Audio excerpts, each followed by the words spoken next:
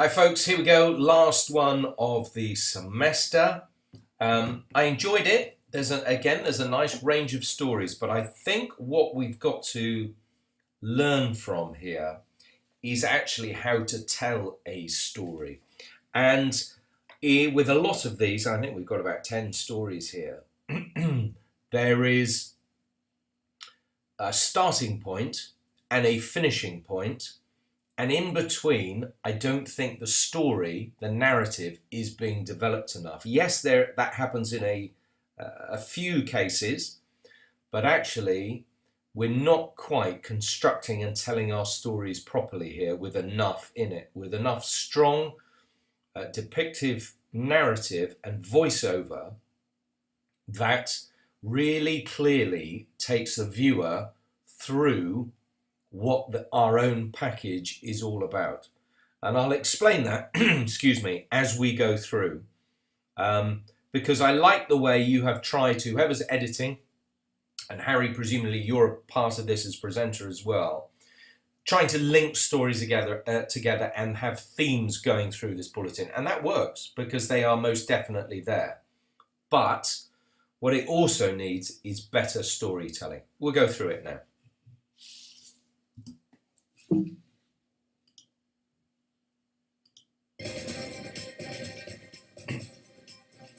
Welcome to Winchester News Online. I'm Harry Acton, and here are the latest headlines. Discussions take place about university drug policies. Okay, that is not a discussion, basically, and highlighting and headlining a discussion, as you can see, is not visually inspiring. This is your first shot on your bulletin, and I'm already thinking, that's not great.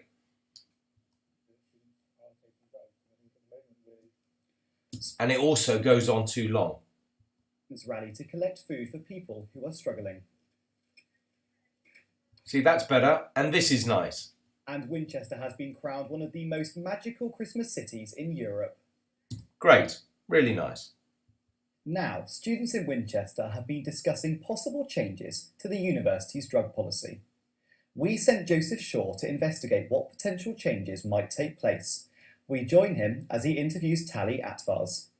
Now, I don't, excuse me, I like some of the things that you've tried to do this week in experimenting, but I don't think this is a nice way of doing it ultimately. What has triggered this or caused this conversation to come about? Right, now this is, when we see, this just gets fun, right. What happens here is you've done something called crossing the line. So basically, in the previous shot, he is there, okay? So he is on camera right.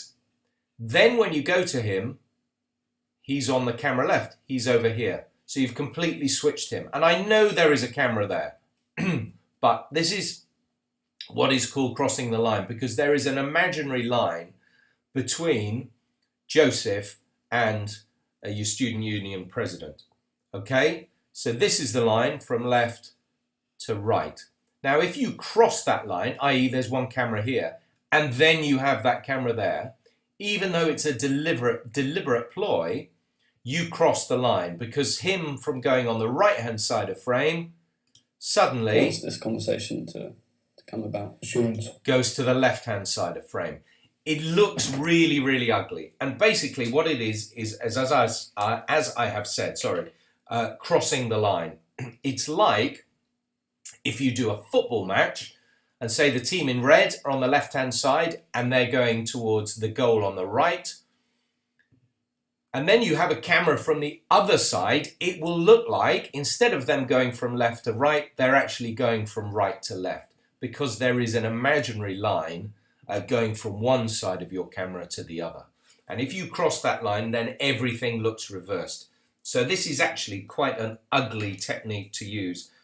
And I don't like the way it started straight in on the interview. I know you've tried something different, but I just think it's a bit clumsy. Raising caution on what level of zero tolerance we have, because do we stop people then getting the help and support they need if they are taking drugs or becoming drug dependent. And again, the sound is not good here. I know it's right under there, but check your sound levels before you do this. Would they be too scared to reach out for help if they think they're going to face the full zero tolerance approach from the university as well? One possible option for drug reform are purity testing kits. Now, these have already been introduced at universities. Sorry, Joseph. As soon as you start doing this, this is fine, I get it, but we've not actually fully explained what the university philosophy on drug taking is. Is it zero tolerance? I don't know. I should probably, but I don't know. So he sort of mentions it, but he doesn't mention it clearly. So we have to explain this. And then you go on to explain this drug kit. And again, it's not quite explained and put into context. And we must put things into context for it to have meaning. And down the country, sparking national debate over whether or not they promote drug use. Amber Mathurin was instrumental in bringing these kits to Portsmouth University. What's hard is getting through to parents. What I do love is the fact that you've got her and she gives real vibrancy to this piece. And I love the way you have shot this. I think it looks really classy, just having you there. And then occasionally you cut into the tight shot and then you come back to this wide shot. And I think it works really, really well. Because no parent wants to know their kids doing drugs and doesn't want to know that the university they're going to is telling you it's okay to do drugs if you want to, because that's not the point. But I think it's silly in like today's day and age to think your kids aren't doing it or haven't tried it or thought about trying it.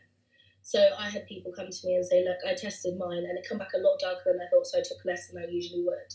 And even that's a positive. Like imagine they'd taken their usual dosage and they'd overdosed because they didn't know how strong it was. So there's little things like that. I think you're never going to stop people, but I suppose if you can help a little bit.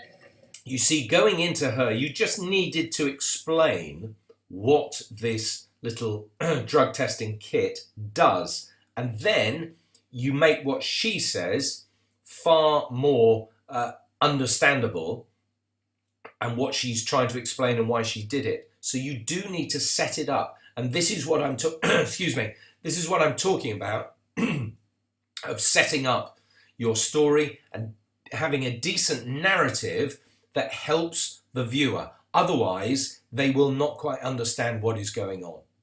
SU President Tali Abbas hasn't made it clear what form this new drug policy will take. And although his number one priority seems to be keeping students safe, he's also said that these drug testing kits bring with them a lot of legal issues. Joseph Shaw, Winchester News Online. Okay, so it's not a bad story and it's obviously very relevant to the university and I can see why you led with it, but there are issues around the narrative, the tale of what is going on here. Do you know, Joseph, exactly what your story is? And I'd ask everyone the same question. What are you trying to explain to your viewer? This December is looking to be the busiest month for food banks ever recorded. I think one thing I noticed with a lot of the links here, Harry, is they're not very conversational. They're all with you know, a number of them start with, and that is just a clunky little phrase you've used there. Just relax into it and make it a little bit more conversational so that it doesn't sound so stilted in the way it's presented. With this in mind, Winchester students have started a food bank on campus. Joseph Lyons reports. It's the small things that make a big difference, say Winchester Hub, who set up a food bank on campus at the university. We have a really big homeless population in Winchester, so we're kind of just where it's cold and... I know you've got an issue with obviously the Astons. There are no Astons, so I don't know who any of your interview, well, I do know who they are, but they're not explained to me or the other viewers who wouldn't know who some of the people are in this interview. So please make sure they go on. Horrible conditions, but trying to make sure that these homeless populations have the best time as possible. And it's the end of the year, so students are more likely to have food spare. So just kind of encouraging these small acts that students can do that will make a difference. Some claim that the benefit system may lead to people being strapped for cash. if someone suddenly finds themselves out of work and they were servicing, say, a credit card bill of £2,000 every month because they had a decent job and could do that, suddenly out of work, so they suddenly find they have a debt, the benefit system will help them to pay today's bills and today's living costs, but some would say quite rightly, I'm not making political points, but doesn't help them to service last month's debts or last year's debts if they've got behind. Those tenants who are moving on to universal credit are taking longer to pay rent. But we're supplementing that by making more money available to them to cover that period. This social action group is helping lessen the burden for people who are struggling at this time of year. With over 50 donations already today, they are contributing to keeping Winchester fed. Joseph Lyons, Winchester News Online. You see, you've done well, Joseph, there, really, because you've got some good interviewees. I don't know who the second guy is, so that would have been very helpful to have him. I know we got the leader of the council in there.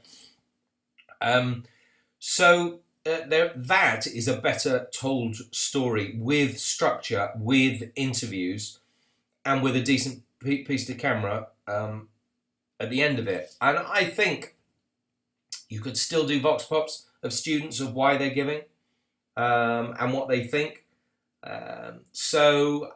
It's got most of what is needed in that package, but I still think it needs a little bit more flavour and a few more shots in there, because otherwise we just have a load of talking heads. Now, with many food banks over... Again, this is a with start to the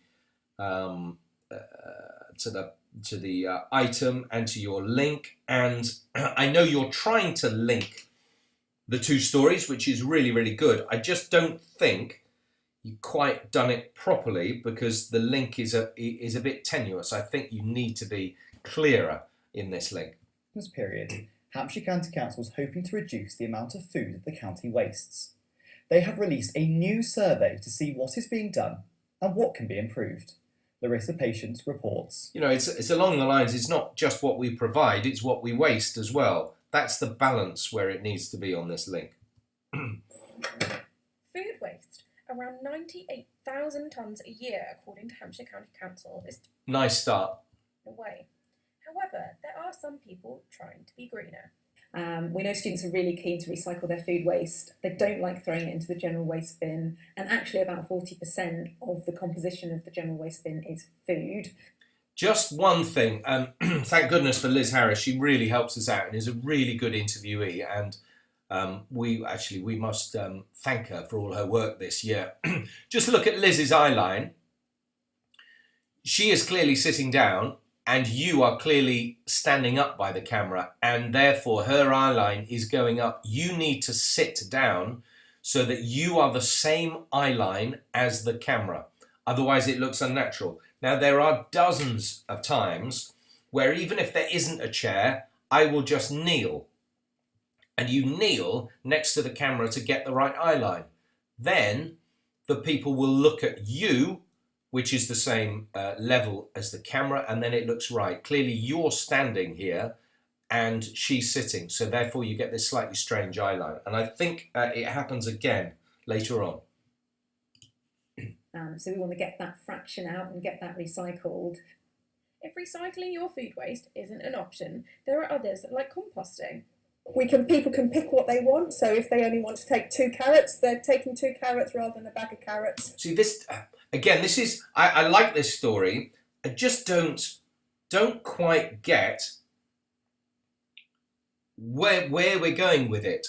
She starts talking about something completely different.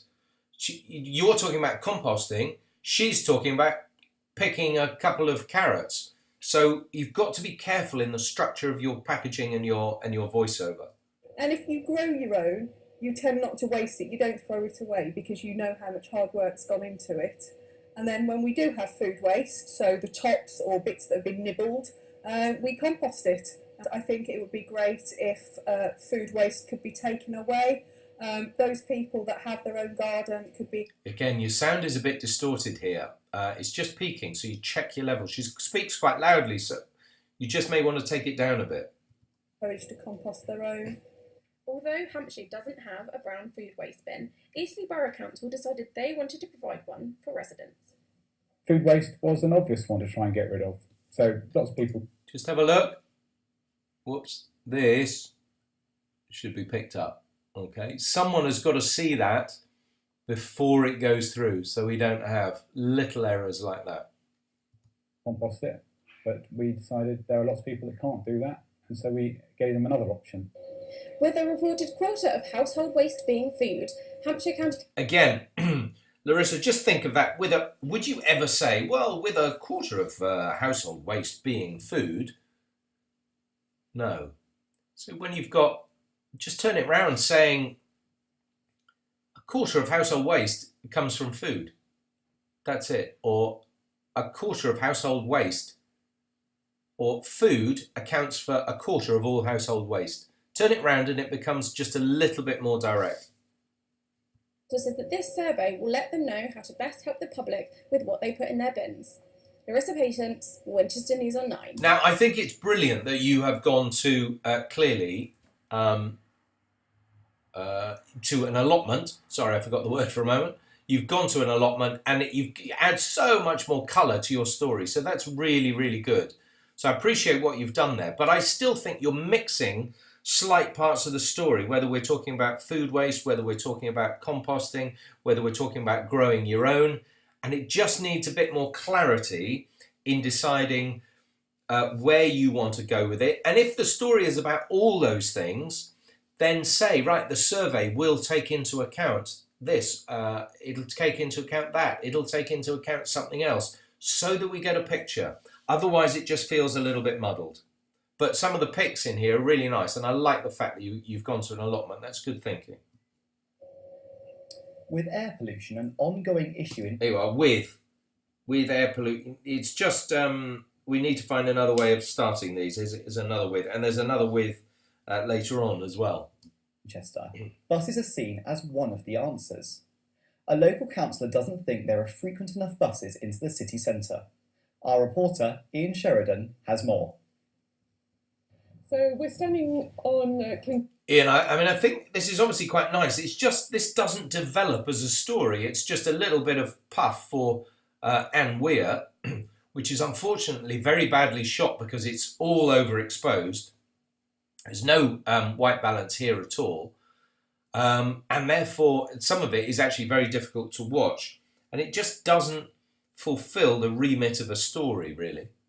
Bottom, it's a new development on the edge of my ward, and at the moment we only have an hourly bus service into the centre of Winchester, which is about a mile and a half away. If we want, see, that's horrible. I mean, that is so bright. And look, if the service goes every hour, you wait until that bus arrives. You get people coming on that bus, or better still, you get nobody going on the bus, and therefore you'll justify maybe what Stagecoach are going to say, look, we don't need to make it any more than 1 hour because nobody gets on it. Or if it's really, really full, then you clearly see, well, actually, we do need more than 1 hour, and you back up what the council has to say.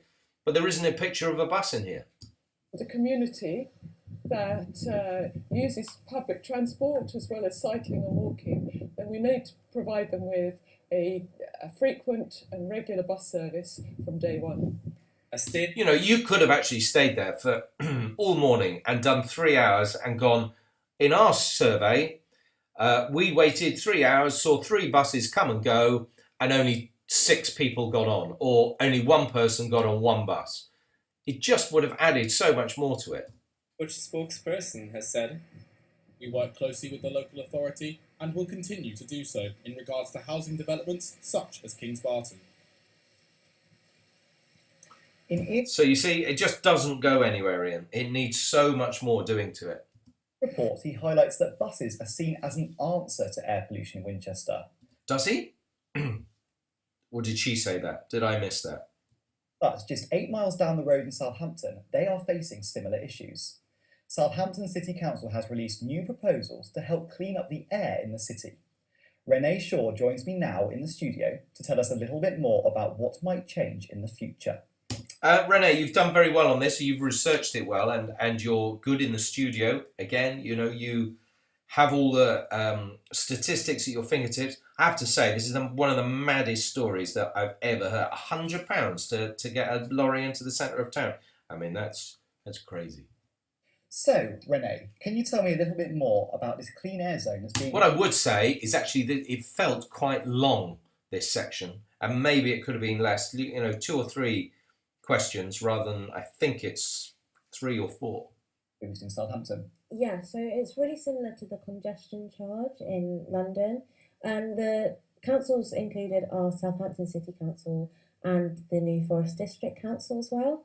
It's designed to improve the air quality by charging vehicles that do not meet the minimum engine standards, just to discourage them from entering the zone. Okay, so what vehicles will be charged when they enter the city? So private cars won't be included. This is to avoid any negative economic impact on vulnerable members of Southampton's community. The ones that will be included are heavy goods vehicles, coaches and buses. I find this mad.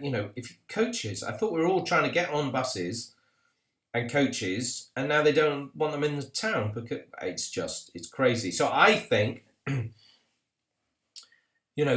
almost Harry needs to take a role of challenging this rather than this all coming out verbatim. I think, then we get onto the political issues that Alan Whitehead and Royston Smith come up with. They are proposed charges of £100 a day, and then taxis and private hire vehicles are proposed charges of £12.50 per day. But these charges are just proposed and they're based on the ones that are in London currently. Okay. Now, what do residents think of these charges? It's really mixed throughout. So, but the general consensus is more people are concerned about small businesses and the impact on the city, and in particular the port, because obviously there's the port in Southampton that brings a lot of business to the city. They will also ask their opinions of the £100 a day charge, and the general consensus there was that it's too high or that there shouldn't be a charge at all. There's also views among the MPs as well. So Alan Whitehead, the Labour MP, he's supporting the council with the consultation, and Royston Smith is actually strongly against it. So he really, really, really disagrees. And he said that he will continue to fight the plan as vigorously as possible. Okay, so we've got a split down the middle there between the Tories and Labour. Harry, well done there, because what you do is you explain to us that Royston Smith is actually the Conservative MP. And I think what you need to do in outlining this, Renee, is you need to say Alan Whitehead, who's the Labour MP for Southampton Test, says what this, and Royston Smith, who's the Conservative MP for Southampton Itchen, he says. So I think you need to give their constituencies, or you just say 2 Southampton MPs, 1 Labour, Alan Whitehead, he's for this consultation, and Royston Smith, the Conservative Southampton MP, saying this is ridiculous and I'm so against it, blah, blah, blah. So you need to, I think, do that yourself, Renee, but it's very good that, Harry, you came back with that. Okay. So when are we looking at these changes coming into effect, or what are the dates we're looking at? So very, very soon. Southampton are planning to have a special cabinet meeting at the Guildhall on the 22nd of January. This is following an overview and scrutiny panel on the 16th, and that's around a month after the New Forest are planned to make their decision. Cool. Thank you very much. Renee, well done. You've researched that. You've looked at what the questions might be. As I say, I think it goes on a little bit too long, but you've done well in explaining what this story is all about. With Movember just got... With another one. That's the 3rd one, I think. Men are being urged to speak up about their mental health. One Southampton gym is doing more to encourage its members to speak up. Paige Lampard reports. Paige, you do well on this story, and I like it. But again, I think it needs to be developed further. You've got some look, you've got some statistics in there, which I appreciate because you've put it into perspective and told us how many people are taking their lives. You've got human interest because you've got a boxer who, or a guy who is boxing, who has been through mental health issues. You've got the club owner, but it still needs to be developed further in a way where if you can get a psychiatrist, a psychologist, someone from a mental health charity, and how important sports are to helping mental health people who are suffering from mental health issues. So there are definite positives to this, but as I say, I think it needs to be developed further. Globally, every minute a man dies by suicide, according to the charity Movember. And the message is clear. The NHS say that sport... Oh, sorry about that. And for pound gym in Southampton, it's boxing. The owner of the club, Steve Barnes, says that he's seen positive mental health since they first entered the ring. This sport has helped even staff with what I wanted to say is actually issues, and anxiety good range of. Because hang on, let's get back here. Sorry, lost my controls for a moment. There's a nice range of shots there that's really worked well. Then this is nicely framed as well, and he's a good talker. And out there in front of people and teaching something that you're confident in, it actually helps you with your own inner confidence as well. But I really have seen an increase in people suffering with depression and anxiety. And there's all sorts of reasons and speculation for that. But what I see is a real positive influence of people coming to this club and improving themselves with their character and them as a human being as well. The boxers themselves have also seen a correlation between the sport and their mental well-being. I was in a bad place for a little while, and coming to the gym is the only time where I kind of forgot about it, kind of thing. And it's benefited me a lot because obviously I've started working with Steve and stuff, and I've got carded, and I've done, carded as in getting to fight and stuff. And I've done a lot of things that I thought I'd never really do, so it's kind of pushed me out of my comfort zone and built my self-confidence as a person. Paige Lampard. You see, also coming off the back of a grab like you have done and then just paying off is one of the things I don't like, because you don't round off your story. You don't help, you sort of leave it dangling. So that's where I would suggest you would add a little bit. Then you can hear from maybe the other guy that the guy he was sparring with, or who was standing next to him. Because he's in the shot, you sort of expect him to talk at some stage. So whether there are other people you could talk to as well. But, I mean, he's a very good grab. I mean, you've got a very good human interest story there. But, again, just needs to be developed. Winchester News Online. Nights in Hampshire could soon be getting a lot darker. Hampshire County Council has unveiled plans to turn off streetlights in parts of the county in a bid to save money. Lauren Hodgson tells us more about these proposals. It's been enough. This is how to explain a story. It's very, very simple, but I totally get it. It's along the lines of what so many newspapers and websites are doing now. They are so explaining in simple language what stories are all about. 5 things we learnt, whatever it might be. Where are we? Who is Jamal Khashoggi? What happened in Istanbul? Whatever it might be, it is simplistically explained to us. And this is what I like about this story, Lauren, in that you have explained it really simply. Plans to turn off streetlights across areas in Hampshire have been approved by the County Council, but what effect will this have on locals in Winchester and across the area? Here's some of the facts. The council have decided to switch off streetlights in the early hours of the morning between 1 and 4 a.m. Why is it happening? This is because they want to... See, even that, why is it happening? I just get that. Now, this is very much journalism of the moment, because that's what people are doing. And so don't feel embarrassed by going, oh, and why are we doing this? Well, because you're explaining it. So it's perfect in that way. Money, potentially up to £230,000 a year. This is also for environmental reasons. Lights are currently dimmed in the night to the early hours of the morning, but the council want to progress this further. Streetlights in our area produce 8,900 tonnes of emissions a year. That's about the same weight of 50 houses. And how will this affect you? Now, although Hampshire County Council have made this decision, not all areas will be affected in the county. For example, Southampton will be one of the areas that won't be affected as the City Council controls their own lighting. Excellent. More explanation. Good. However, residential areas will be the primary areas affected. This includes areas and places such as Winchester and Eastleigh. But specific areas of high crime rates will not be affected by this. This change will slowly begin to happen in April next year. Lauren Hodgson, Winchester News Online. Great. I totally get it. I totally get that story, Lauren. So, well done. Everything works. The graphics work alongside what you've done.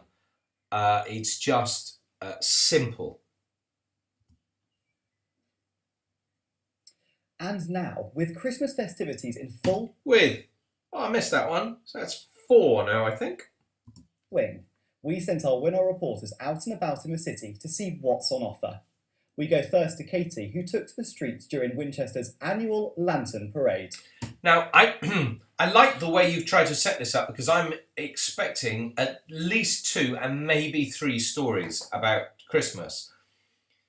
But if you're setting up on a link like this, then it's very often that you will just go from one story to the next. You'll just wipe from this Christmas festivities and the lanterns, then onto the puppies, and then onto the Christmas market. You don't, and then the puppies come in the middle. And that I find a little bit strange because it breaks up. Yes, there's a tenuous link because a dog is not for Christmas, it's for life, whatever it is. But it breaks up your 2 pictorial stories of Winchester at Christmas. Winchester was once again lit up as hundreds of lanterns were proudly paraded through the streets. What this story does, and it has echoes of so many regional reports, this story, what it does is completely reflect sound, pictures, atmosphere, and I really like your scripting. I think, Katie, there's a sophistication in this that you just understand how I'm meant to write to these pictures for a local news audience, and you do it spot on.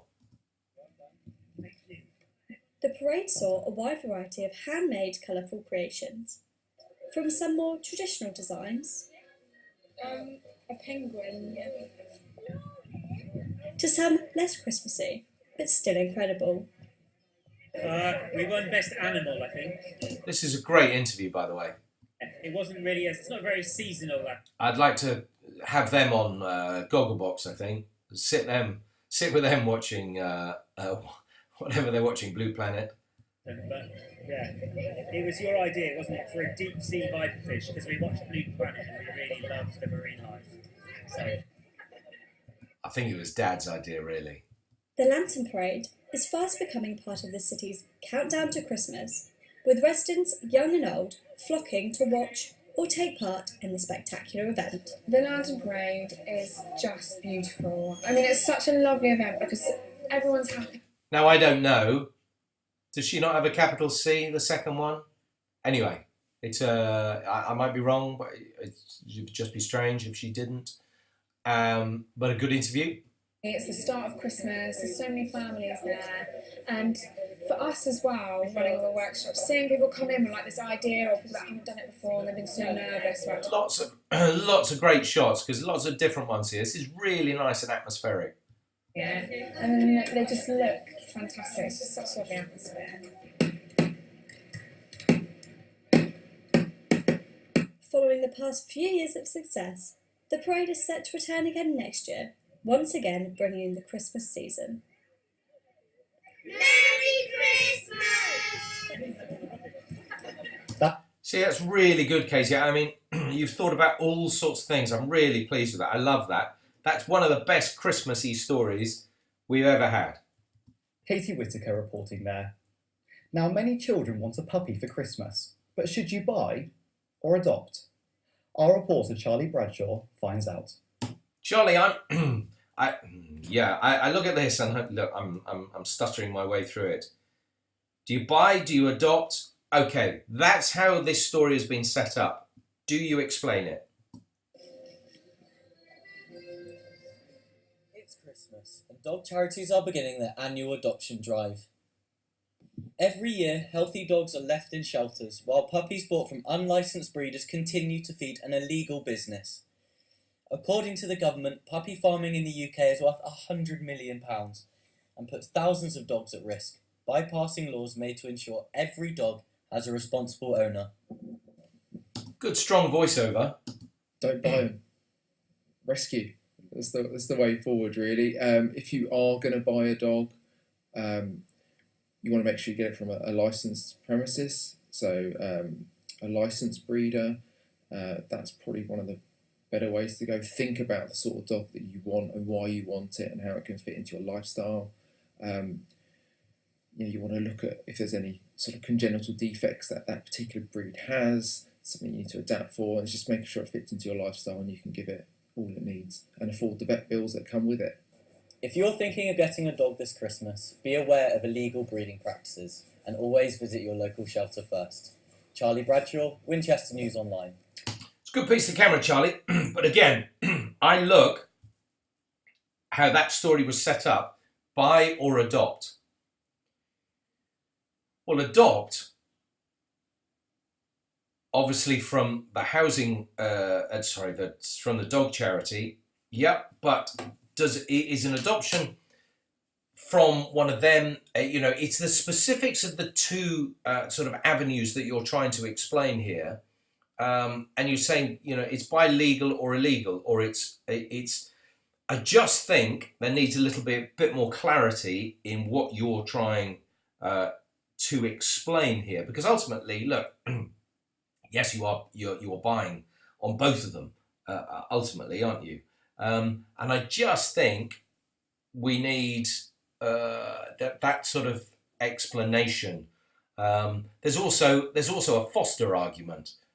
Which, I mean, certainly here people will foster dogs and have them for a time, but then be able to give them back. So I just think as I've said, the story needs to be developed. But there are bits of it, and I think what you should be really proud of is a really strong voice that you've got. You look good on camera too, but you just need to develop the narrative and the story. Now, continuing our Christmas theme, Winchester's own Christmas market has made headlines across the pond, with its success being recognised by one American newspaper. We asked Nicole Moore to see what the buzz is all about. It's a nice start, Nicole, but some of the pictures in here are so wobbly, I almost couldn't watch. So where is your tripod? Because there's some beautiful things to take shots of, but this is so wobbly. You watch it with me.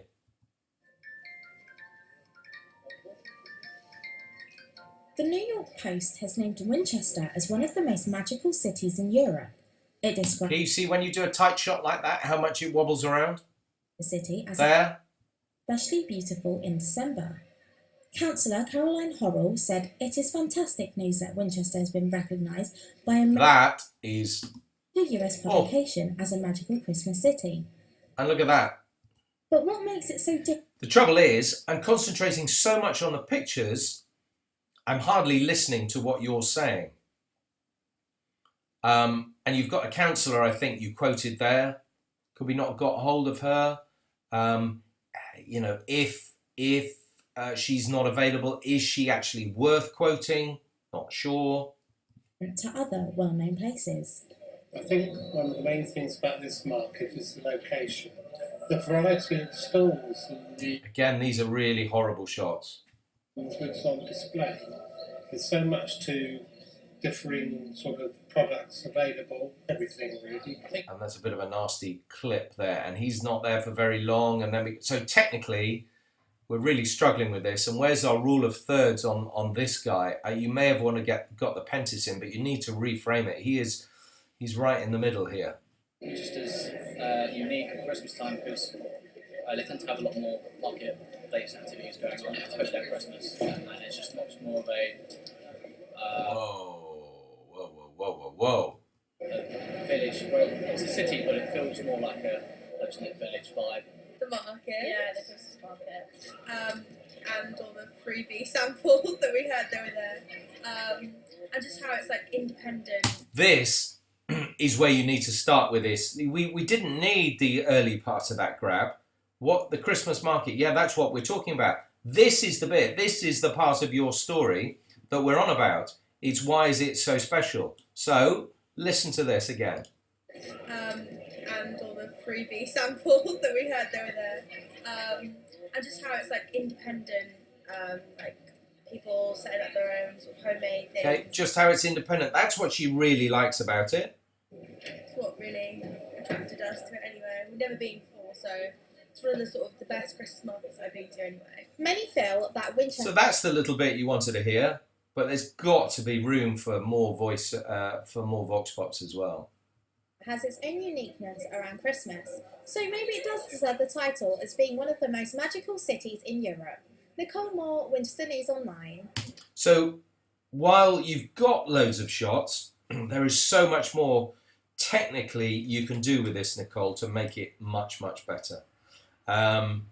So that's the disappointing thing. But I think you look at it again and you can see how poor the quality of those shots is. So you just need to work on that. But so I've sort of summed it up really. It's a nice mix of stories. I love the fact that everyone's getting out and about and trying to develop their own personality and design on their reports. But there's a long way to go because we need to develop our narratives and our voiceovers. So make sure next semester, those who are back, start really telling stories. It's more difficult next year because we lose our year threes, and year twos, you take control. So you will have more responsibility. But just remember, we are telling stories with pictures and words. All right, well done. Have a good Christmas. See you in the new year.